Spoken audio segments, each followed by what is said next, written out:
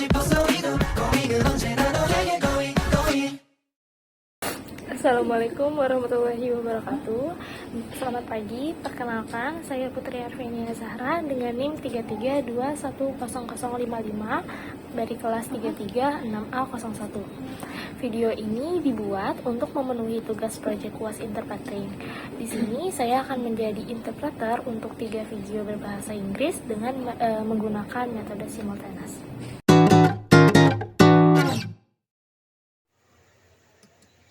Sintaksis adalah hukum bahasa yang menentukan urutan kata dan struktur kalimat dasar dalam berbagai bahasa. Setiap bahasa memiliki sintaksis khusus yang memberitahu pembicara dan pendengar bagian kalimat mana yang harus didahulukan untuk membantu mereka memahami apa yang dikatakan. Ini adalah pedoman yang kita gunakan saat berbicara dan menulis sehingga kalimat dapat dimengerti dan koheren. Berhati-hatilah agar tidak mencampur adukan sintaksis atau semantik dengan diksi. Keduanya merupakan tulang punggung konstruksi kalimat, jadi mari kita uraikan definisi-definisi ini. Sintaksis, seperti yang baru saja disebutkan, adalah urutan kata-kata dalam sebuah kalimat.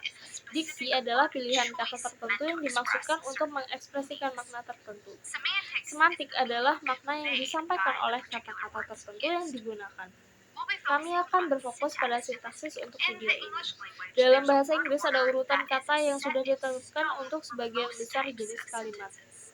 Tentu saja selalu ada pengecualian, tetapi sebagian besar kalimat bahasa Inggris standar akan mengikuti urutan kata SVO. Subjek, kata kerja, objek, seperti dalam anak laki-laki itu melihat keluar jendela. Dalam contoh kalimat ini, kita memiliki subjek, anak laki-laki, kata kerja terlihat, dan objek di luar. Gambar ini adalah pohon sintaksis tata bahasa Inggris yang digunakan oleh para ahli bahasa untuk merencanakan struktur kalimat. Anda mungkin tidak sering menjumpai pohon sintaksis, tapi mengetahui cara menggambarnya cukup berguna dan akan membantu Anda memahami struktur kalimat. Dalam bagan, Anda dapat melihat bahwa kalimat dipecah menjadi beberapa bagian, kata kerja, kata benda, kata sandal, dan kata depan. Setelah langkah ini, kata-kata tersebut dikelompokkan untuk menentukan bagian mana dari kalimat tersebut yang merupakan frasa kata benda, frasa kata depan, frasa kata kerja. Fakta menarik, SVO bukan satu-satunya struktur urutan kata.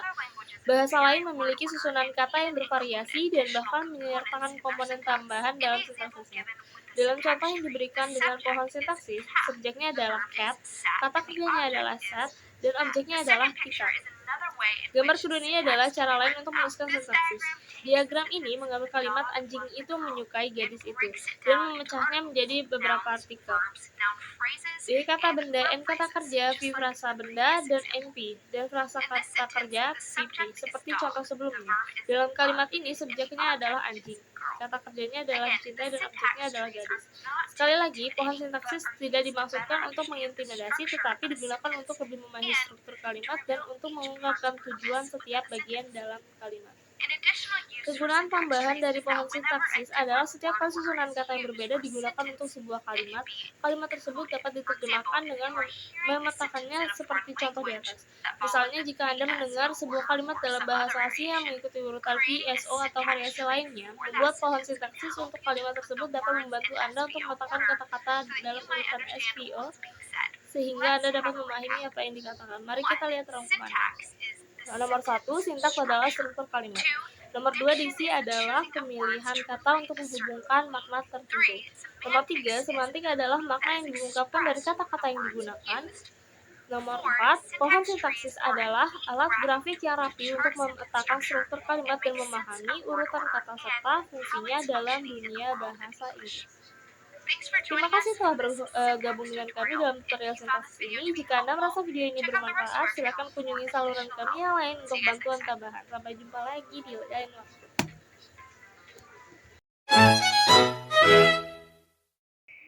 Selama hampir 1 dekade, para ilmuwan mengajar sumber virus baru yang mematikan melalui gunung-gunung tertinggi dan gua-gua yang paling terpencil di Tiongkok. Mereka akhirnya menemukannya di sini, di dalam kelelawar Gua Shitao. Virus yang dimaksud adalah virus corona yang menyebabkan epidemi sindrom pernafasan akut yang parah atau SARS pada tahun 2003. Virus corona adalah sekelompok virus yang ditutupi paku protein kecil yang terlihat seperti mahkota atau corona dalam bahasa Latin. Ada ratusan virus corona yang diketahui, 7 diantaranya menginfeksi manusia dan dapat menyebabkan penyakit. Virus corona SARS-CoV menyebabkan SARS, MERS-CoV menyebabkan MERS, dan SARS-CoV menyebabkan penyakit COVID-19. Dari 7 virus corona pada manusia, 4 diantaranya menyebabkan pilek, infeksi ringan yang sangat menular pada hidung dan tenggorokan. 2 menginfeksi paru-paru dan menyebabkan penyakit yang jauh lebih parah. Virus ketujuh yang menyebabkan COVID-19 memiliki ciri khas masing-masing, menyebar dengan mudah, tetapi dapat berdampak parah pada paru-paru. Ketika orang yang terinfeksi batuk, tetesan yang mengandung virus akan menyembur keluar. Virus ini dapat menginfeksi orang baru ketika droplet tersebut masuk ke dalam hidung atau mulut mereka. Virus corona paling baik menular di ruang tertutup, di mana orang-orang saling berdekatan. Cuaca dingin membuat selubungnya yang halus tidak mengering, memungkinkan virus untuk bertahan hidup lebih lama di antara inang, sementara paparan sinar UV dari sinar matahari dapat merusaknya. Variasi musiman ini lebih penting bagi virus yang sudah mapan.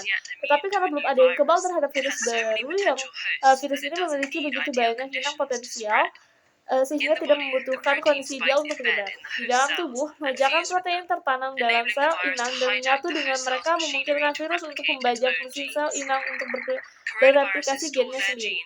Virus corona menyimpan gen mereka pada RNA. Semua virus adalah virus RNA atau virus DNA. Virus RNA cenderung lebih kecil dengan lebih sedikit gen, yang berarti mereka menginfeksi banyak inang dan bereplikasi dengan cepat pada inang tersebut.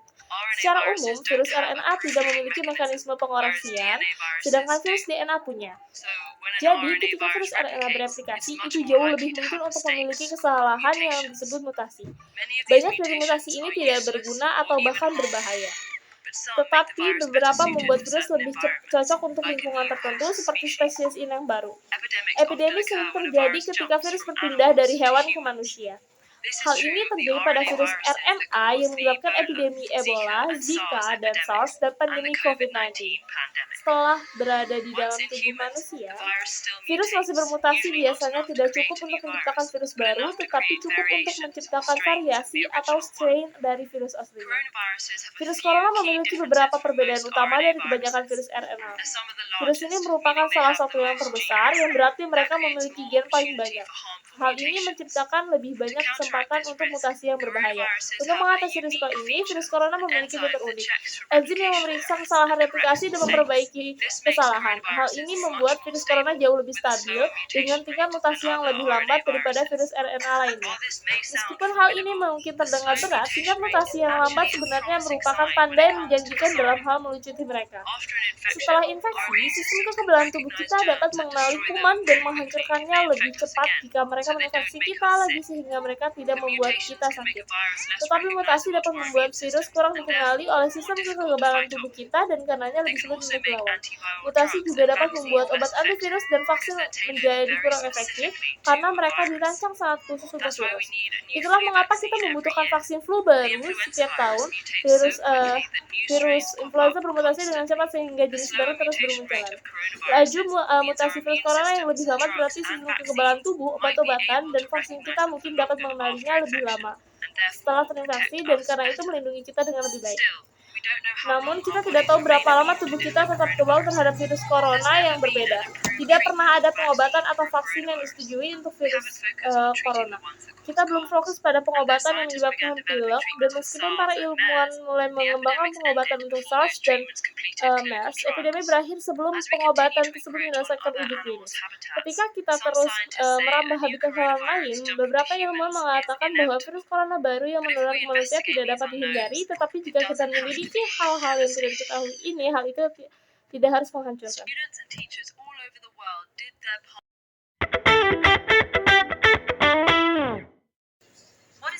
Apa yang dimaksud dengan bangsa? Upaya untuk mendefinisikan bangsa secara formal sebagai sebuah konsep politik dimulai pada tahun 1882 ketika filsuf dan sejarawan Prancis Ernest Renaud menerbitkan esainya yang terkenal What is a Nation? Dalam esai ini, Reynolds mendefinisikan bangsa sebagai solidaritas di skala besar yang dibentuk oleh rasa pengorbanan yang telah dilakukan di masa lampau dan pengorbanan yang harus dilakukan di masa depan. Hal ini menjelaskan mengapa Reynolds percaya bahwa jika kita ingin membayangkan bangsa sebagai sesuatu yang baik dan layak untuk dikorbankan secara terus-menerus, maka kita harus menyadari bahwa hal ini membutuhkan sebuah proses untuk melupakan. Hal ini karena upaya-upaya asing untuk mendapatkan kesatuan nasional baik atas nama nasionalisme sipil maupun etnis melibatkan tindakan kekerasan dan kemudian melupakan. Definisi bangsa dijelaskan kemudian ilmuwan politik terkenal Benedict Anderson memandang bangsa sebagai komunitas yang dibayangkan. Bagi Anderson, bangsa adalah komunitas politik yang dibayangkan yang secara budaya dibayangkan sebagai sesuatu yang secara inheren terbatas dan berdaulat. Seperti yang bisa kita lihat, ada 4 elemen kunci dalam definisi ini. Pertama, bangsa dibayangkan secara sederhana karena anggota-anggota dari suatu bangsa tertentu tidak akan pernah bertemu dengan sebagian besar anggota lainnya, namun dalam benak masing-masing meninggalkan citra persekutuan mereka. Kedua, bangsa dibayangkan terbatas karena memiliki batas-batas yang terbatas, tetapi terkadang elastis. Di luar batas-batas itu ada bangsa-bangsa lain yang berada di luarnya. Ketiga, bangsa dibayangkan berdaulat karena bangsa dibayangkan sebagai berdaulat karena konsep bangsa itu sendiri lahir di zaman ketika pencerahan dan revolusi menghancurkan legitimasi. Dan terakhir, bangsa dibayangkan sebagai sebuah komunitas karena terlepas dari ketidaksetaraan dan eksploitasi yang mungkin terjadi di dalamnya. Bangsa dibayangkan sebagai sebuah persaudaraan horizontal yang mendalam.